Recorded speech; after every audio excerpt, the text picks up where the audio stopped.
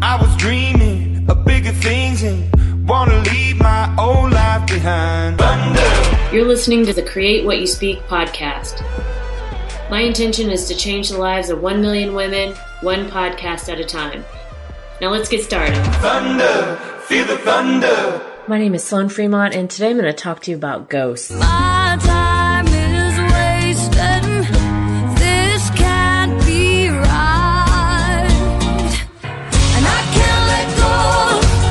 Someone I wanted the most. Still on fire. I'm writing letters to ghosts. All right, so nope, we are not going to be talking about the paranormal in this episode, but what we are going to be talking about is the ghosts that reside in our minds and hearts and continue to haunt us to this day.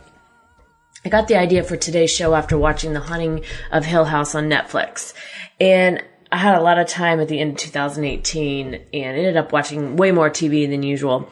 But the series, I think, was one of the best I've ever watched. And I feel like for me, it rated right up there with two of my other all-time favorites, which were 6 Feet Under and Lost. And so I'm going to be talking about elements of that show today and potentially some spoilers. So if you have not watched the series, pause this episode, go back and watch all 10 episodes of that show and come back and listen to this. And I promise you, you won't be sorry. So as always, take what resonates with you from this week's show and leave the rest. All right. So, I first thought that this show was going to be some dumbass haunted thriller, and I really had no interest in it for the longest time. And I kept skimming past it every time I saw it on Netflix. But multiple people kept telling me that I should watch it. And I know by now that when I hear things more than once that it's not a coincidence, that there's usually something deeper going on there. And so I listened, and I'm so glad I did this time because I feel like this show had so much to teach me. So the premise of the story is this family of 7 that move into this big house for the summer with the plans of renovating it and selling it, turning it around quickly. But as the show begins, each of the family members start to experience a series of paranormal events that weave between the present and the past. And the reason I'm discussing this show is because I think it was such a great metaphor for the way we go through life and the demons that each of us that we create, but that we also face. And I feel like this show was how I always say songs are for me. Often the reason why I love music and love songs so much is because they put into words thoughts and feelings that I cannot express on my own. And so I feel like this show really did this for me. It was the equivalent of a song for me. And I was so struck by this show to the point where, I watched it for long periods of time without even moving, and I hardly even noticed that time go by. And that never happens to me. I was totally captivated by this show. And I also think it was so well written because it illustrates, I felt like with precision, ghosts that we carry with us in our own lives. And in the show, the house is a metaphor for the ghosts that we create and that live within us, like within our minds. And one of the big themes of the show was this red room. And in the show, the room, it changed depending on the person who was in it. And that room became exactly what the person needed to be able to survive their own demons. And I feel like that's like, how often do we do that in our own lives, right? We fabricate something to make it what we need so that we can get by. And so I was reading this article, which I'm going to link to in the show notes, that I feel like explained the ending. And I wanted to share a few of these parts with you because I feel like they're way better written than I could write. So here's the part that I really liked. Trauma builds walls. Left untended, they keep going. Soon you're trapped in a house of its making, with long hallways leading nowhere, empty rooms, doors that swing open and slam shut by the weather of your moods.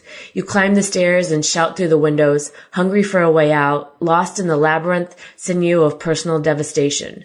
Some of us find escape, some of us don't. The Haunting of Hill House uses Shirley Jackson's famous novel as a roadmap to explore this house as a body metaphor, and it does so with a profound and precise tenderness. Creator and director Mike Flanagan crafts a wholly unique haunted house fable, abandoning the book's paranormal investigation plot, using the hollow halls of a disordered mansion to tell the story of the disordered family who lives there. The hidden ghosts of Hill House aren't nameless spooks trapped between spiritual realms. They are personal manifestations for the people they haunt.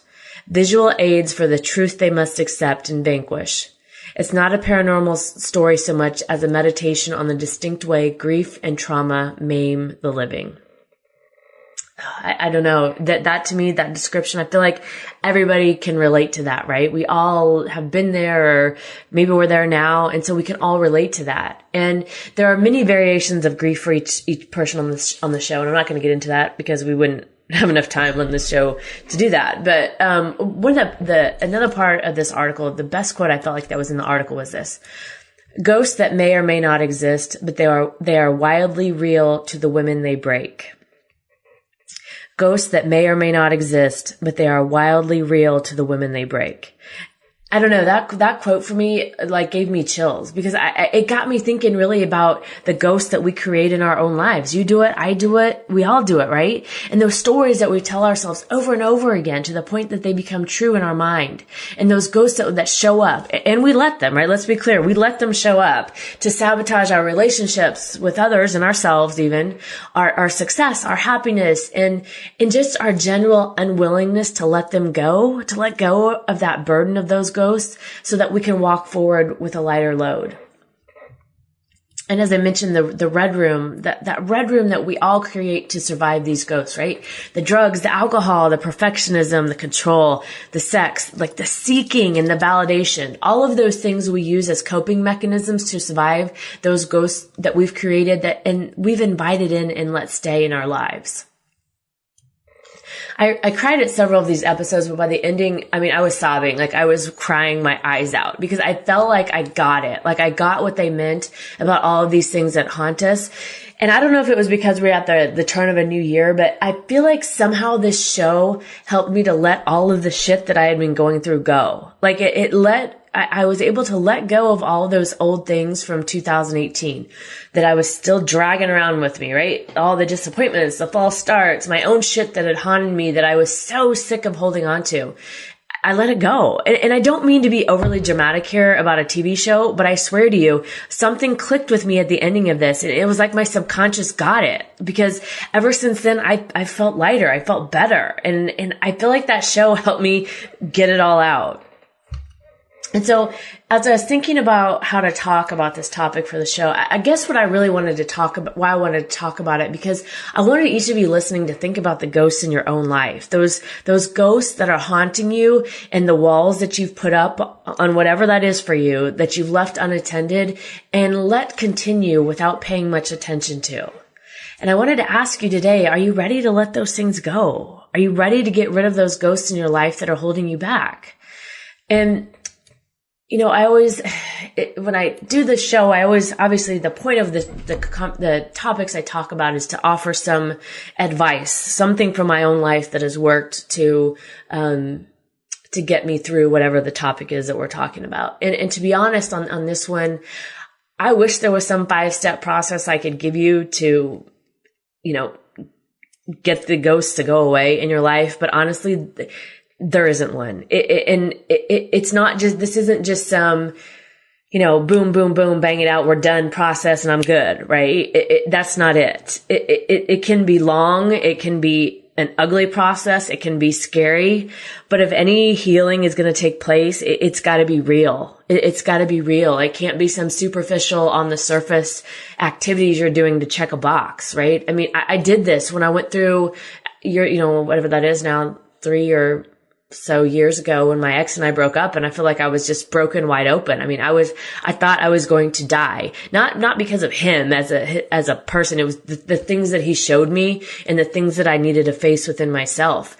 And nobody wants to go through the process, right? Because it's like, oh my God, I don't want to have to deal with this, however long it's going to take to get through this. I just want to be good. I just want to feel good. I just want to get, and that's why we resort to those things in the red room, right? We go to the drinking or the drugs or the sex or the dating or the who knows, right? Whatever it is.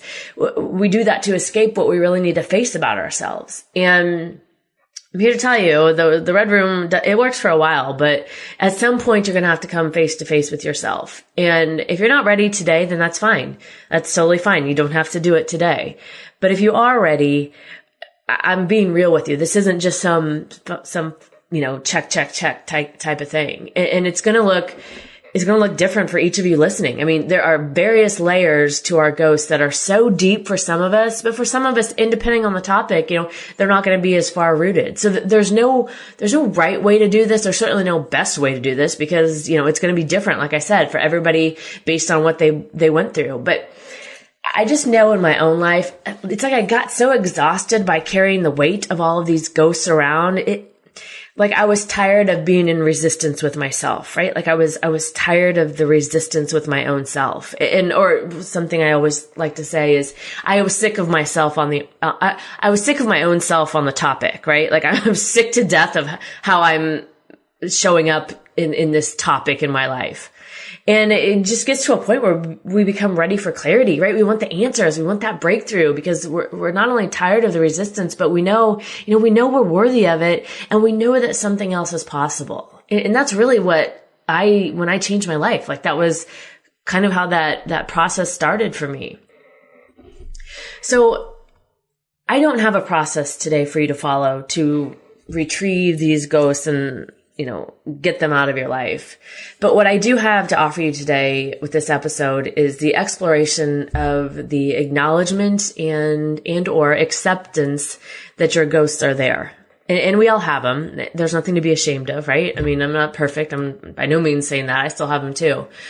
But I'm actively working on them. I can definitely say that. And if you're ready to do that, if you're ready to get rid of them, I think personally, one of the best questions you can ask yourself is what's my next logical step? Like, what's the next thing I need to do about this? Because, like I said, when we think of healing a topic, it can seem so overwhelming and so impossible and so far away that this question of what's my next logical step, it keeps you from freaking out about that way off in the distance time. And it keeps you focused on what you can do now and what can happen in the present to heal yourself. And that's really what we're after. That's what we're doing with this question. We're asking it again and again, every day, every hour, if we have to. And it's going to lead us to a lot of small steps and a lot of small actions that over time we're going to start to notice that yes, things are changing, right? Well, they're changing if you listen to the answer. You have to listen to what comes up for yourself, right? This isn't something that you can go ask your mom or your husband or your best friend. This is what for you. You have to really be able to listen to your own self in this.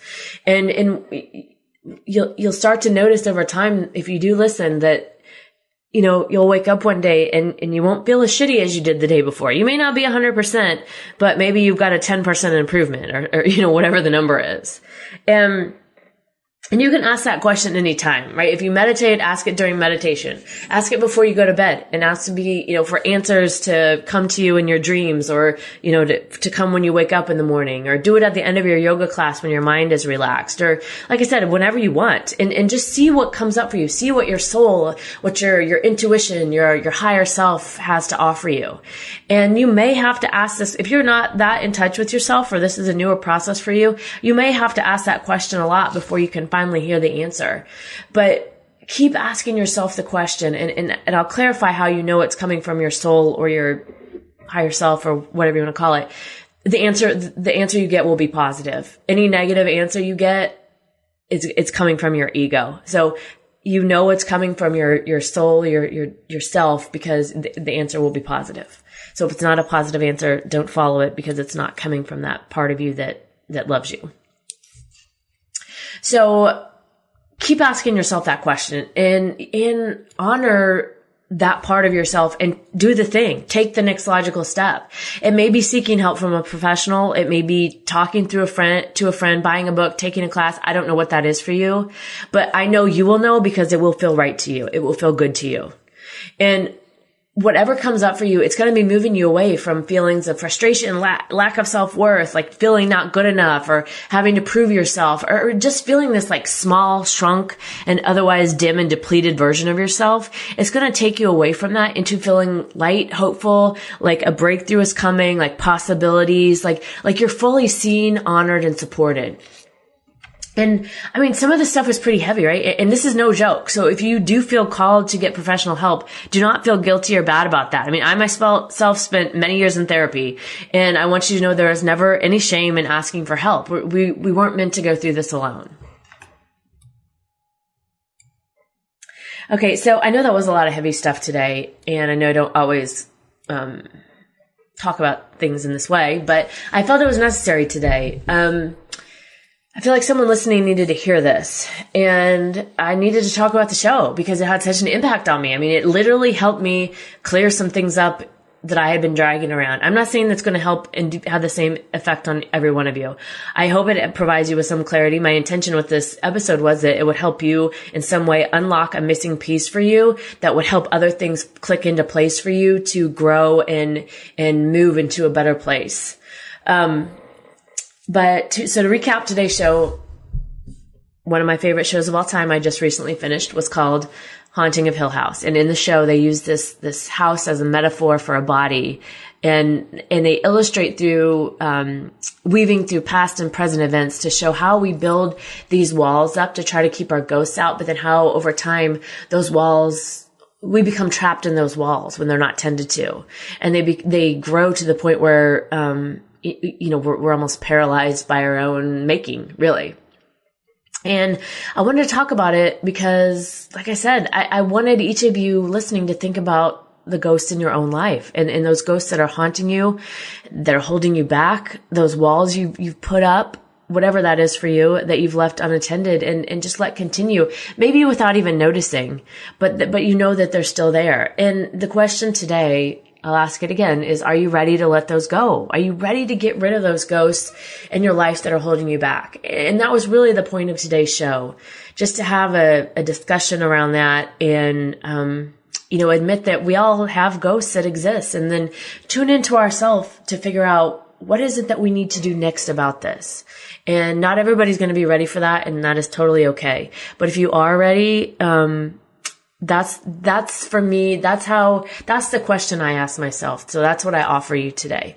It's not going to resonate with everybody. Maybe there's a better question that comes up for you as you're listening to this. And if that's the case, follow it and go for it for sure.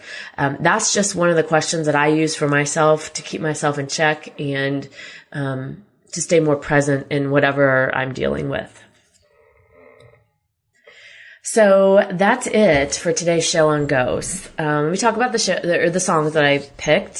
So the intro song is called Letters to Ghosts by Lucy Silvas. Okay, obviously couldn't help not pick this song. Number one, I love this song. It was the first song I heard from Lucy years ago. Absolutely love her. She's playing in Nashville tonight, and I'm actually missing that show because I'm too tired to go. And I know that sounds very fancy problem-like, but that's the truth for tonight. So Letters to Ghosts by Lucy Silvas. Okay. And the outro song. Okay. This is Neon Gravestones by 21 Pilots. And I actually wasn't going to play this song. This was when I thought about what songs I wanted to go with this episode. I wasn't going to play this one, but then I decided I was because it needs to be heard. So part of the lyrics, neon gravestones try to call for my bones. And so what it's really talking about is glorifying those who have committed suicide. And let me say, I had a boyfriend kill himself when we were dating back in my 20s, and also had a cousin kill himself. So I am familiar with this topic, and it's definitely not a light one. But the song is about glorifying those who have committed suicide and romanticizing the idea of taking your own life. So again, it's a heavy topic, but I don't know. I just felt like I liked the song. I like the part at the end where he talks about, let me see if I can find the lines here. Yeah, he talks about spending time talking to people who are older and listen to their stories of survival and love and of life in hopes to get some answers. And the lyrics go, find your grandparents or someone of age, pay some respects to the path that they paved, to the life they were dedicated. Now that should be celebrated. And I don't know. I thought I like the controversy that the song brings up as well. And when I was reading an article about this, they were talking about that, he was talking about that he hoped people understood what he was trying to say in the song, that he's not trying to, he's basically singing what he would want to hear if he was in that place, I guess. And so anyway, interesting song, interesting topic is heavy, that goes right along with today's show. So, okay, that's it for this week. Let me know what you think about the ghosts in your life, how you're processing that. You hated this episode, you liked it, it helped you, it didn't help you, I'd love to hear from you. Email me, sloanfremont@gmail.com. You can also find me on Instagram @sloanfremont. And if you like the podcast, please remember to subscribe, rate, and review it in iTunes so more people can find it. And now, abracadabra, go forth and create what you speak. The ungravestones try to call